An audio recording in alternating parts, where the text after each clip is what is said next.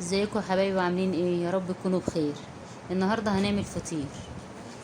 هعمل كيلو دقيق.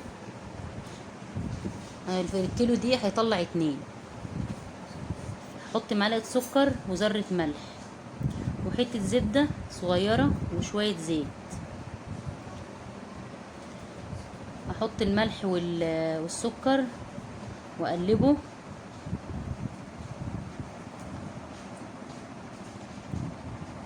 وبعد كده احط الميه، هي ولا سخنه ولا ساقعه، دافيه، واقلب. هو طبعا ما بيتحطلوش خميره ولا حاجه. هحط حبه حبه كده من الميه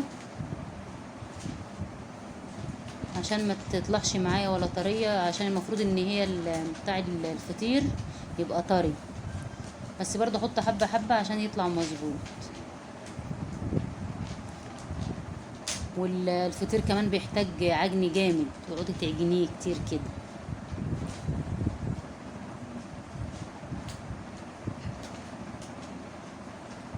كده محتاج حبه تاني، واقعد اجيب من تحت لفوق كده لحد ما الدقيق كله يتلم. كده مش هتحتاج ميه خلاص، هو العجينه المفروض تبقى ملزقه كده، ما تبقاش ناشفه. هم خدوا كوبايتين ميه وفاض حبه الميه الصغيرين دول، المجين اللي هم بتوع الشاي. افضل بقى اعجن فيها كده شويه بايدي والف فيها كده.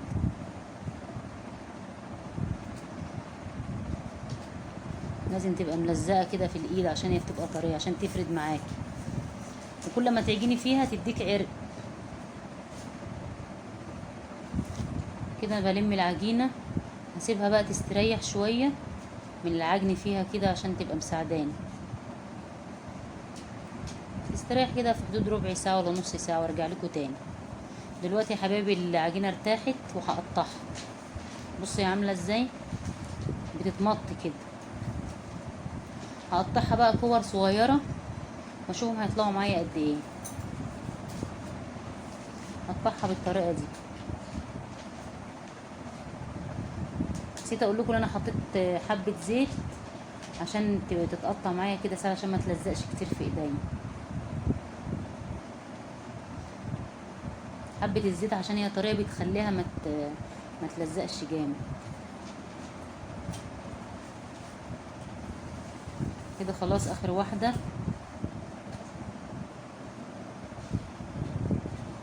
طلعوا معايا في حدود 14 واحده. هنقسمهم بقى على ايه، على فطرتين.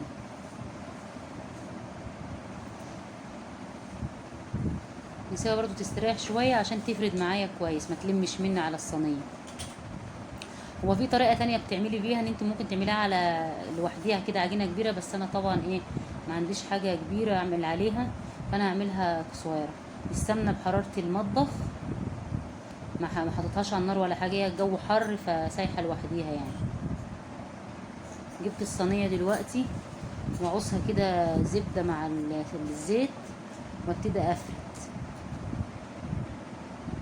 وانت بقى بتفردي كده تحاولي ايه كل شويه تعوصي ايديكي من الزبده. ولو قطعت معاكي مثلا زي ما قطعت كده دلوقتي كده، ما تقلقيش منها، كده كده هتتحط وهنلمها تاني ونفرد تاني. يعني التقطيع دي مش مهم ان انت تعمليها مورقه كده، تبقى اللي انت تفرديها تبقى خفيفه، ما تخليهاش تخينه. شد كده من الحروف وتفردي، لو اتقطعت معاكي مش مشكله.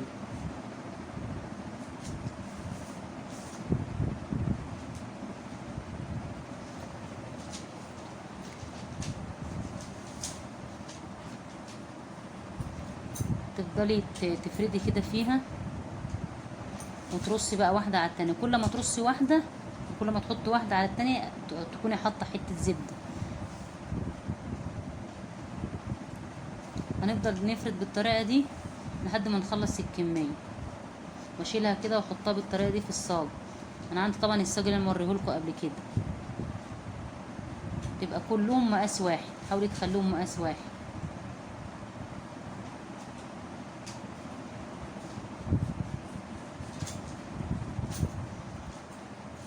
واحده واحده كده وتفرديها. واي حاجه بتتعمل في البيت برضو هتبقى احسن من بره. كده خلاص انا خلصت الكميه اللي هي بتاعه الفطيره الاولى. وحطيت بقى زبده زي ما بوريكم كده، كل واحده حطيت لها بالطريقه دي. هبتدي بقى المها بالشكل ده واسيبها بقى ترتاح شويه.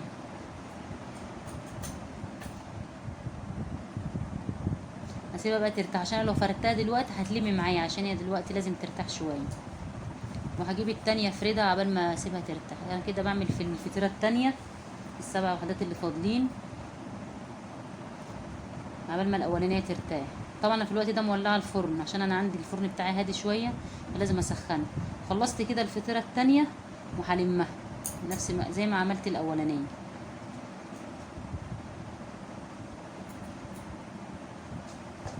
بالشكل ده كده. تاخدي كده من فوق لتحت كده. بصوا جميله ازاي ومليانه هوا كده وطف كده، تبقى معنى كده ان العجينه كويسه كده. انا جبت الاولانيه هبتدي افردها. بصوا بقى ما ارتاحت معايا بتتفرد بسهوله. بالراحه كده وانت بتعملي.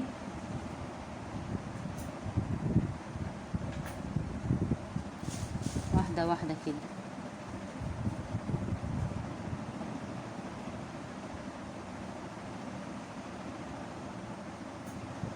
لو لقيتي يعني بقلولة كده يعني منفوخة عشان فيها هوا، فتعمليها كده شوية بإصبعك هتطلع الهوا منها. عندي انا بقى حتة قشطة، انا فاضل الزبدة من اللي كانت معايا، بس انا حابة ان انا احط لها قشطة. احطها كده من على الوش بتبقى حلوة.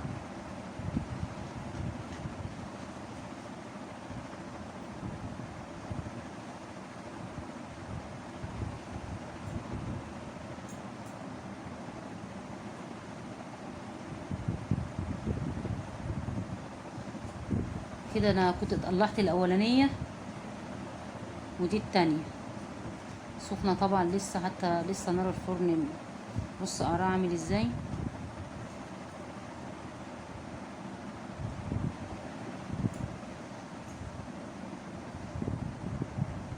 ايه رأيكم؟ ودي طبعا التانية بردت طالعة من بدري فبردت، مش هعرف برضو اقطع من دي، هقطع لكم بقى من الاولانية عشان تبقى باردة. هي التانية نشفت اللي هي طلعت الاولانية دي نشفت مني شوية.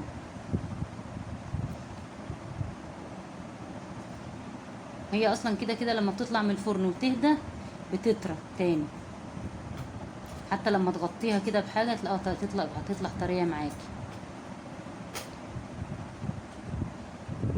دي اللي هي كده دي اللي نشفت مني شوية، ودي اللي طلعت الاولانية. بس هي لو شوية وهتلاقيها ردت تاني كده وطريت.